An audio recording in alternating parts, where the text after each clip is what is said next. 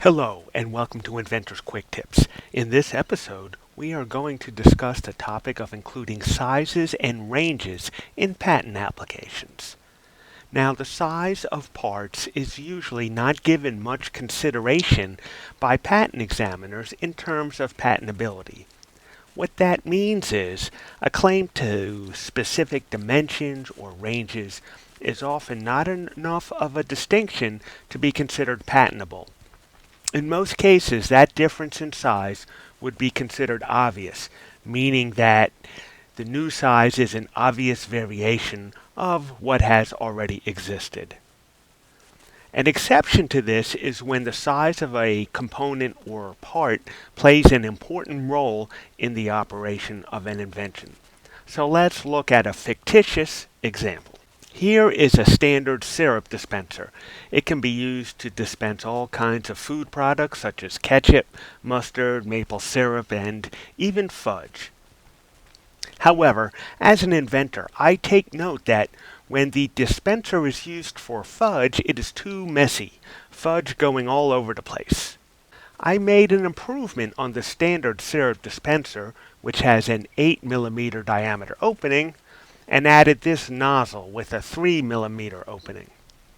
So here is my invention, an improved dispenser just for fudge, which has the tip with the reduced size opening.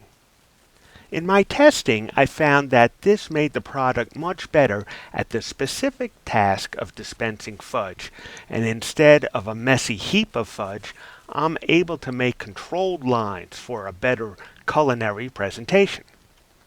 Now again, this example is something I just made up for illustration purposes, so these claims are not real, and I'm not saying that a smaller diameter opening is better for fudge, or that a smaller diameter fudge dispenser would be patentable over existing dispensers.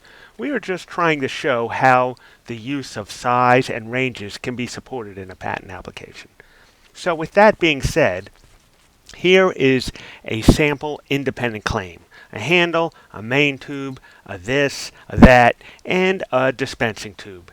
Now hopefully there is other novelty in my invention besides just the size of the nozzle. Hopefully our this and our that may be other structural things that the prior art dispensers do not have. Typically, the specific size features would be in a dependent claim like this claim 2 you see here at the bottom. Here, we claimed the opening of 3 mm. However, most professionals would not do it exactly this way, because with a competitor device that is 2.8 mm or 3.3 mm, it may not be covered by this claim. So another way to do it is with a range. Here, if you look at claim 2 at the bottom, there is a range of 2 mm to 4 mm. And of course, our invention that we use 3 mm for is within that range, so this gives more appropriate coverage in the claim. I have seen patent applications that sometimes use qualifiers such as about in the range. So here it says about 2 mm to about 4 mm. I usually won't include words like about or approximately in a claim because I have found that many examiners will reject claims with that language in that, with the wording being considered indefinite.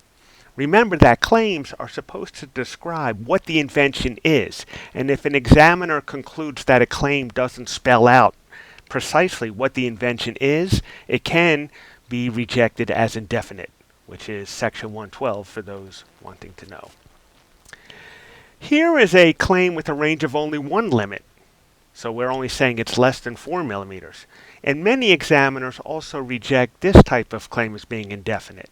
Basically, there are an infinite amount of sizes that are less than 4 mm, so that claim probably isn't going to have the desired effect anyway, right? I mean, this claim could cover a fudge dispenser having an opening of 20 nanometers, but do we need to cover that? Probably not. So this claim isn't really all that helpful. In this case, having a lower limit probably makes some practical sense, so I usually would not include a claim with only one limit like this either. Now let's talk about specification support. Specification is the written description, and one thing we want to do is, in the specification, explain why this particular size or range is important.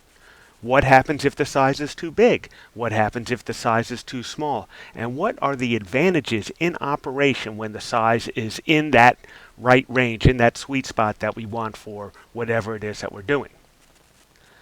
Most professionals will include multiple ranges for a size when that size is important for the operation of the invention. This can be useful in the future when the patent office applies prior art as part of the examination process. Sometimes one or more of the ranges can be helpful in getting beyond some of the prior art that the patent office may cite. Now, if the ranges are not listed in the application when it is filed, they usually cannot be added later. So the time to think about this is before a patent application gets filed. So let's take a look at an example for our fudge dispenser. We might have a statement like this in the application saying that in embodiments, which means in some versions, the tip has a diameter that can range from 2 millimeters to 4 millimeters. Then we might add another range that's more narrow as a possibility. So now we've narrowed it to, in some embodiments or some versions, it could be 2.7 millimeters to 3.3 millimeters. And we might add more ranges depending on the feasibility and what it is that we're talking about. Then we might add some additional support, right? So why does it work? We can state advantages of our preferred size range, such as the fudge being dispensed in a more controlled manner.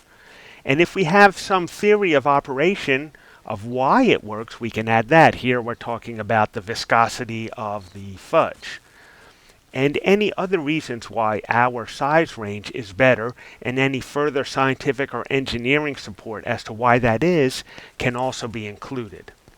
So in summary, size usually is not important in determining patentability. Where size does matter, explain why it is important for the operation of the invention, and include multiple ranges in your specification.